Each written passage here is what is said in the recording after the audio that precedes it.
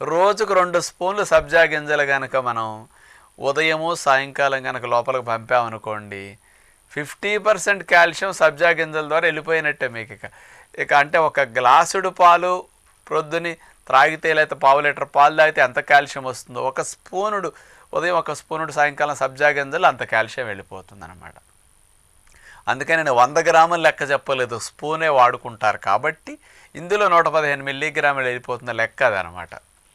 Magnesium ఎముకల బలానికి కూడా బాగా కావాలి.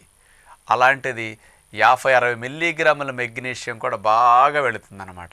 ఈ కాల్షియం మరియు మెగ్నీషియం అనేది బాగా రిచ్గా ఈ సబ్జా గింజల్లో ఉండటం వల్ల రక్తంలో ఉన్న ఆమ్లత్వాన్ని తగ్గించి క్షారత్వాన్ని బాగా పెంచి బ్లడ్ పీహెచ్ని బ్యాలెన్స్ చేస్తాయి. బ్లడ్ పీహెచ్ ఎప్పుడు క్షారంగా ఉన్నప్పుడు ఇమ్యూనిటీ చాలా యాక్టివ్ అవుతుందన్నమాట. అట్లాగే